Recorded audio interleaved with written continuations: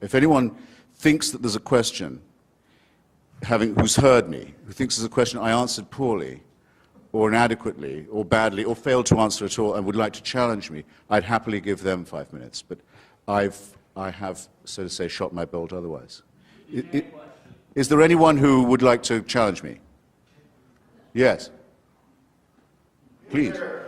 If there is no God, why do you spend your whole life trying to convince people that there isn't? Why don't you just stay home? Can you repeat that?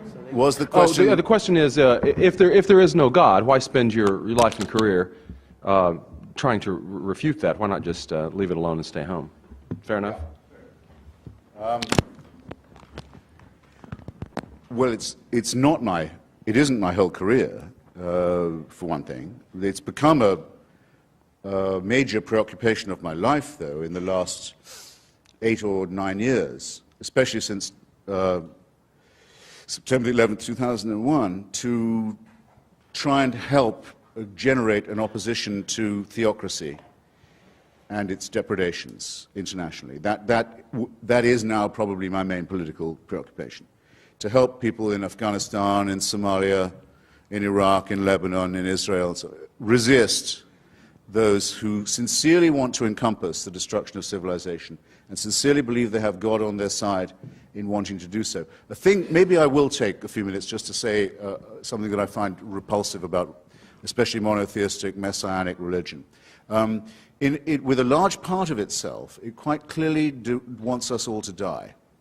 It wants this world to come to an end. You can tell the yearning for things to be over whenever you read any of its real texts or listen to any of its real, authentic spokesmen, not the sort of the pathetic apologists who sometimes masquerade for it.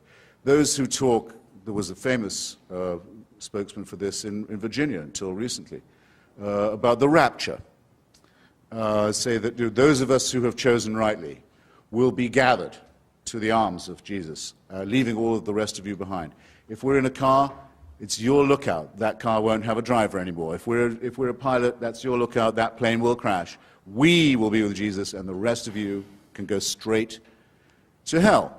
The eschatological element that is inseparable from Christianity. If you don't believe that there is to be an apocalypse, there is going to be an end, a separation of the sheep and the goats, a condemnation, a final one, then you're not really a believer. And the contempt for the things of this world shows through all of them. It's well put in an old rhyme from an English exclusive brethren sect. It says that we are the pure and chosen few, and all the rest are damned. There's room enough in hell for you. We don't want heaven crammed. You can tell it when you see the extreme Muslims talk. They cannot wait.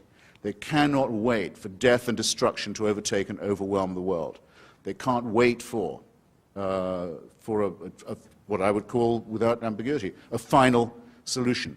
When you look at the Israeli settlers, paid for often by American tax dollars, deciding that if they can steal enough land from other people and get all the Jews into the promised land and all the non-Jews out of it, then finally the Jewish people will be worthy of the return of the Messiah. And there are Christians in this country who consider it their job to help this happen so that Armageddon can occur, so that the painful business of living as humans and studying civilization and trying to acquire learning and knowledge and health and medicine and to push back can all be scrapped, and the cult of death can take over.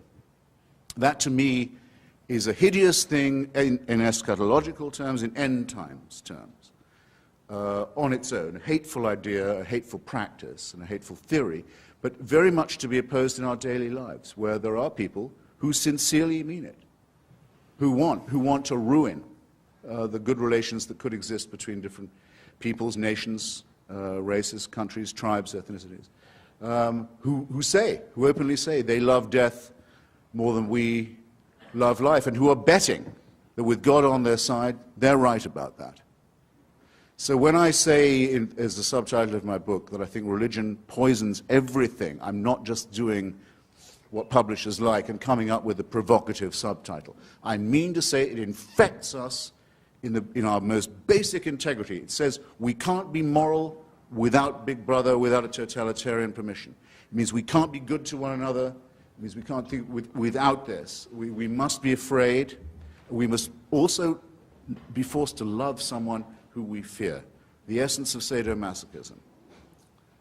The essence of abjection. The essence of the master-slave relationship. And that knows that death is coming and can't wait to bring it on. I say this is evil.